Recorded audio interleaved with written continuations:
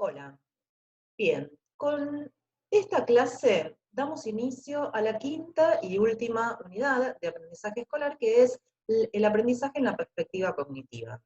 En principio, cabe realizar una aclaración respecto al uso de la denominación genérica de perspectiva cognitiva en lugar de psicología cognitiva. Nos referimos a perspectiva cognitiva porque de ese modo se reconoce la cantidad y diversidad de investigaciones psicológicas de distinto tipo que comprenden el término cognitivo. Esta perspectiva surge en los Estados Unidos en la segunda mitad del siglo XX. Y vamos a ver que en cuanto a su contexto de surgimiento se consideran al menos dos cuestiones. Por un lado, se ubica su surgimiento como respuesta al declive del conductismo, como enfoque dominante en la psicología de los Estados Unidos. Y por otro lado, vamos a ver que se ubica su surgimiento como parte de un proceso más general de desarrollo de una ciencia cognitiva, donde la psicología se va a ver beneficiada por los aportes de otras disciplinas emergentes en el marco de lo que se considera como una revolución cognitiva. Veamos ahora cada uno de estos procesos. En cuanto al declive del conductismo, se destaca que hacia final de la década de 1950, el programa conductista daba señales de agotamiento. En la búsqueda de una psicología científica, veíamos que el programa conductista había considerado que el mentalismo era un límite para sostener una psicología objetiva, porque el estudio de los procesos mentales a través de la introspección arrojaba resultados que eran imposibles de ser verificados por otros investigadores.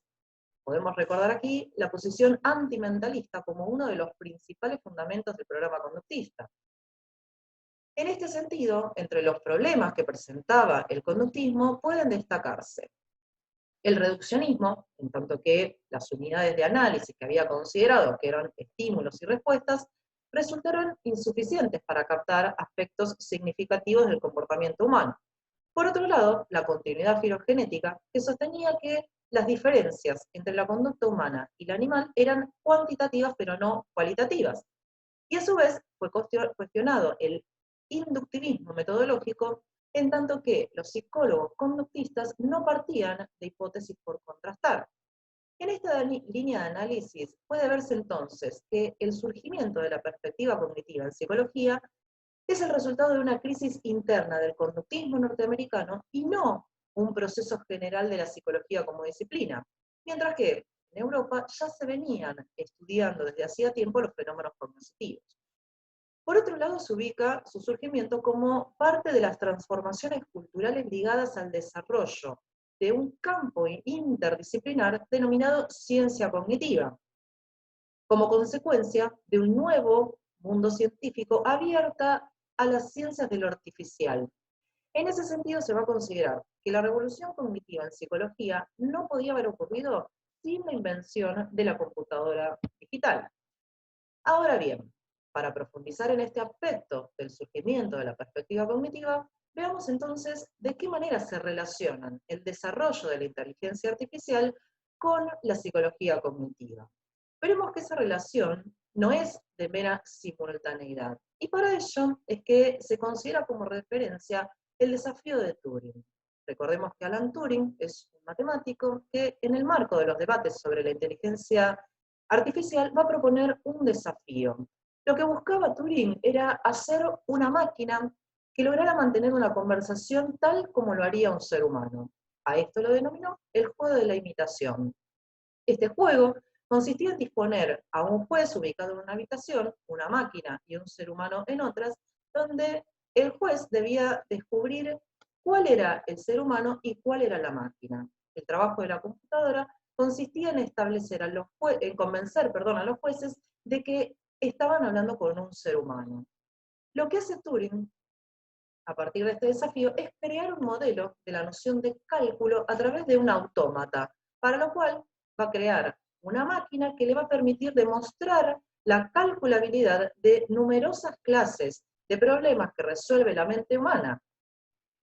Ahora bien, ¿cuál era su hipótesis? Su hipótesis es que todos los procesos cognitivos son analizables en términos algorítmicos. La idea es producir los mismos resultados que la cognición humana, pero por medios artificiales. De este modo, Turing estableció unos parámetros que le permitirían afirmar que una máquina merece la calificación de inteligente. La idea lo lleva a plantear que si un computador logra llevar a cabo una actividad cognitiva tan específicamente humana como lo es hablar con alguien, de tal modo que no podamos distinguir si es un ser humano o una máquina quien la realiza, entonces es posible afirmar que dicha máquina piensa. Veamos entonces qué es lo que permite ver el desafío de Turing. Va a permitir ver cómo un problema se plantea en el campo de la inteligencia artificial en términos de cognición humana. Y por otro lado, cómo la resolución de ese problema es tomado por los estudios psicológicos para la comprensión de los procesos cognitivos. La hipótesis metodológica, entonces, es que la inteligencia artificial, entendida como la creación de formas artificiales de actividad inteligente, nos puede aproximar a la comprensión de la cognición humana. Entonces, para la perspectiva cognitiva, la computadora vemos que funciona como un análogo de la mente humana.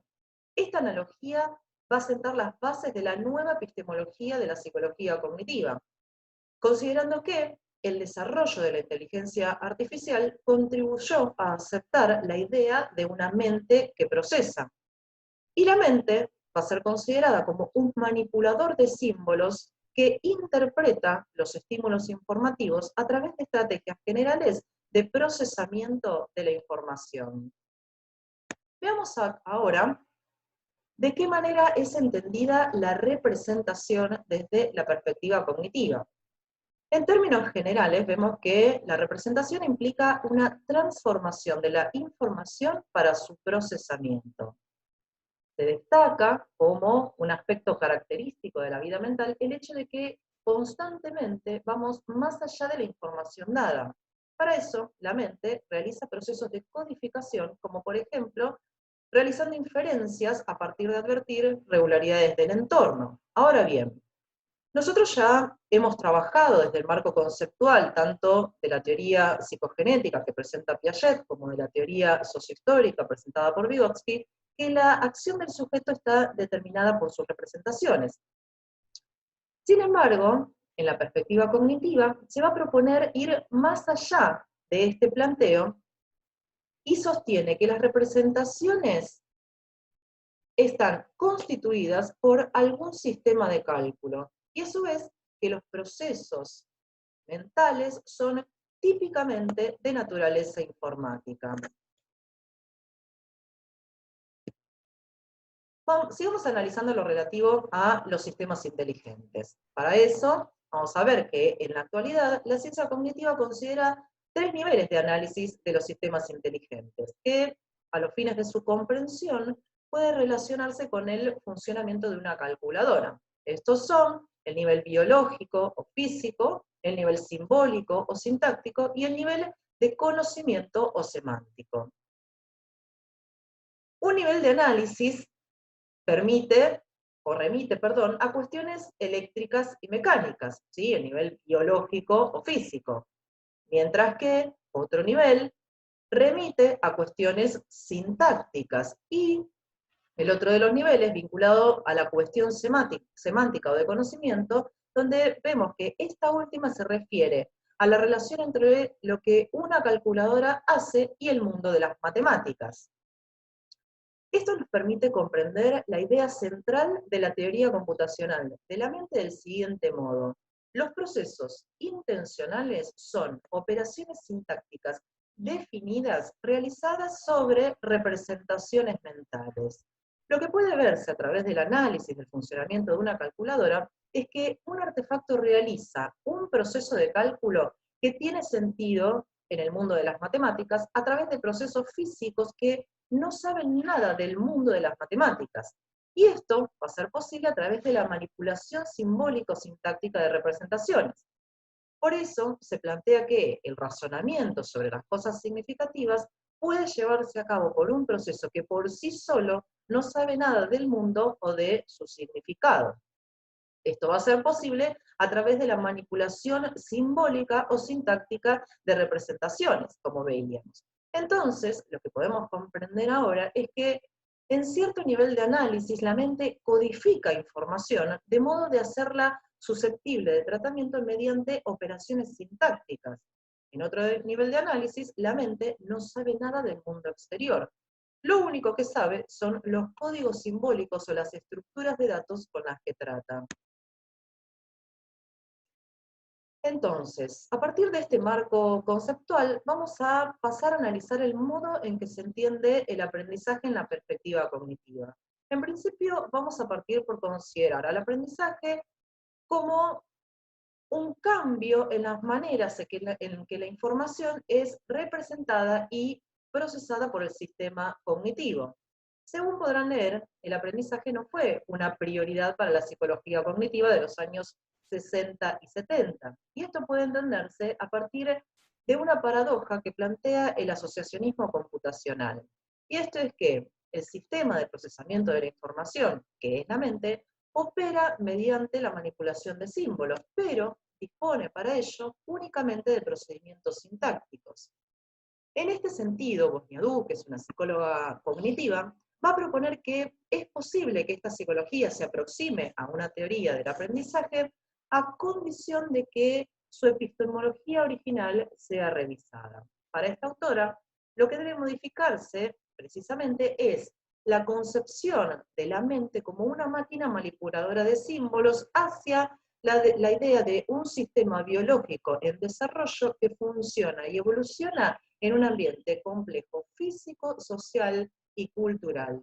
Entonces aquí vamos a plantear una diferencia en torno al estudio del aprendizaje, en esta perspectiva, donde van a ver que se distingue entre formulaciones blandas, que son aquellas que retoman las ideas más generales de una mente activa en el procesamiento de la información del entorno, pero que no se proponen resolver la cuestión de fondo de cómo unos procesos sintácticos producen significado o trabajan con él. Mientras que las formulaciones duras son aquellas que asumen esta cuestión de fondo y van a buscar alcanzar una respuesta específicamente cognitiva al problema del aprendizaje. Nosotros vamos a centrarnos a los fines de esta cursada en lo que nos aportan las formulaciones blandas para la comprensión del aprendizaje. Y desde allí es que vamos a considerar los aportes que se derivan para el campo educativo. En la siguiente intervención, entonces, vamos a enfocarnos específicamente en la cuestión del aprendizaje desde lo que nos aportan estas formulaciones blandas.